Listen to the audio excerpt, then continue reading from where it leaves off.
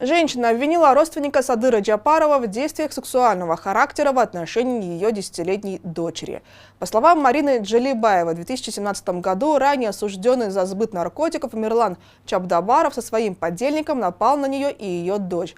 Мать связали, изрезали ножом, завернули в ковровую дорожку, а девочку избили. Позже потерпевшая узнала, что ранее Чабдабаров совершал сексуальные действия по отношению к девочке, которой на тот момент было 10 лет. Обратилась в суд. Сначала Свердловский районный суд приговорил Чабдабарова к 20 годам лишения свободы, к 20 годам, а его подельника Сарымсакова к 8 годам. Но после прихода к власти Садыра Джапарова суды других инстанций все переиграли, говорят адвокаты. Девочка была снова допрошена в судебном заседании. Она дала подробные показания, изложив все омерзительные действия Чабдарова Мирлана в отношении ее сексуального характера.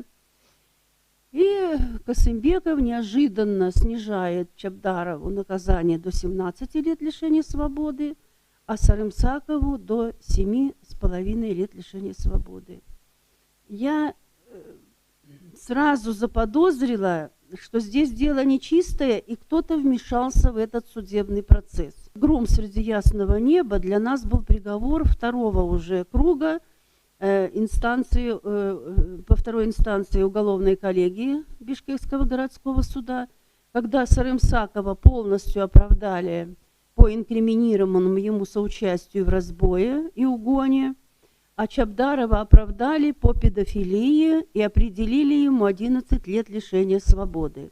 По словам потерпевшей, Чабдабаров во время судебных разбирательств упирал на то, что приходится родственникам Садыру Джапарову, свояком Аскару Джапарову, брату президента. Звонил Чабдабаров и СИЗО угрожал, говорит потерпевшая. А началось, по ее словам, все с того, что она заняла ему денег. Он, освободившись из колонии в августе 2017 года, должен был мне возвратить деньги. Но, по-видимому, он не захотел возвращать деньги и решил таким образом избавиться от меня и моего ребенка.